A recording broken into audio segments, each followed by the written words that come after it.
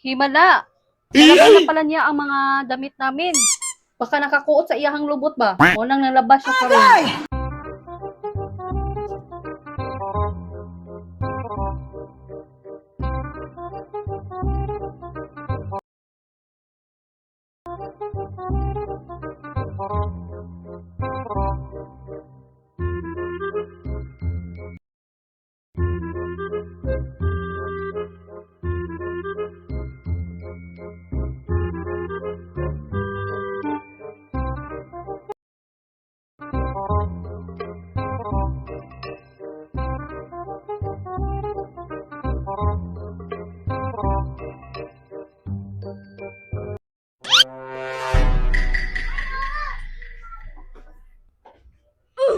Ang tahimik ka. Sakti ang asawa ko. Asawa? Asawa? Ba't bukas to? Ba't hindi nakalak yung pinto? Asawa? Nasaan ka? Ba't nakabukas yung pinto? Ba't hindi mo to nilang? Asawa? Ba't ang tahimik? Mabuti malinis ngayon ang bahay. Asawa? Asawa? Ano ba ginawa mo dyan?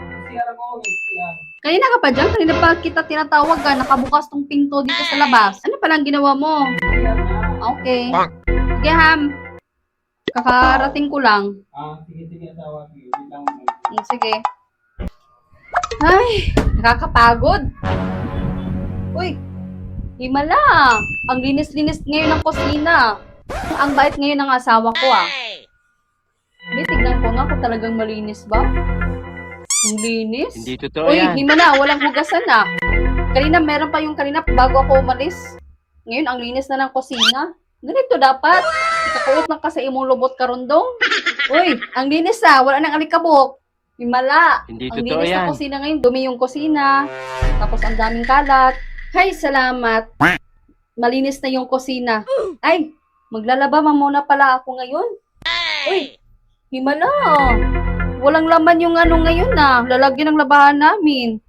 Baka naglaba siguro yun sa asawa ngayon. Tingnan ko nga kung naglaba ba si Jeps ngayon. Himala.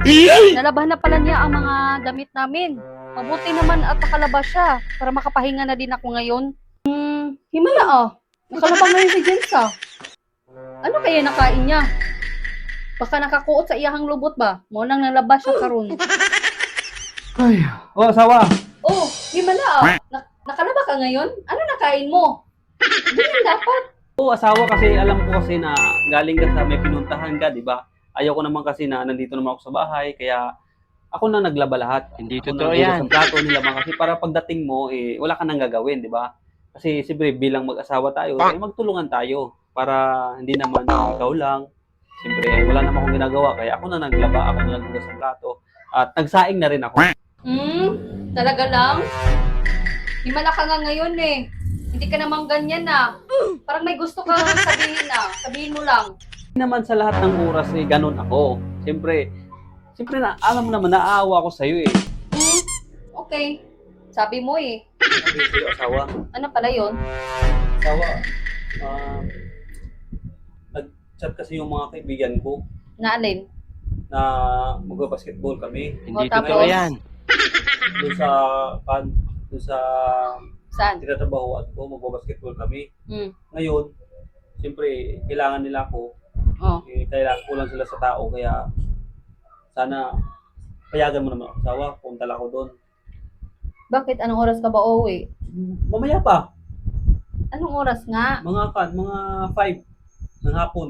Sino bang mga kasama mo? Mga katrabaho ko lang naman yung mga kasama ko doon. Basketball lang kami.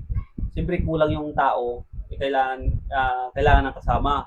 Ngayon, pinapapunta ko. Hindi totoo Okay. yan. Naglinis na nga ako dito, nagsaing na ako, naglinis ako dito, naglaba na ako para pagdating mo, wala na, di ba? Tapos na, wala ka nang iisipin. Kaya pala, naglinis ka dahil yan lang pala ang choice mo. Yan lang pala ang way mo para makapag-basketball ka. Payagan mo na ako, asawa. Oo nga. Pinapayagan kita pero wag ka lang gabi na umuwi Ay 5 p.m. ng hapon, nandito na ako. Graduin mo lang. Oo, 5 p.m. ng hapon, asawa. Graduin mo na, mga basketball lang kayo doon. Oo, mag-basketball na nga kami. Salamat, asawa. Magaling kang kupal ka.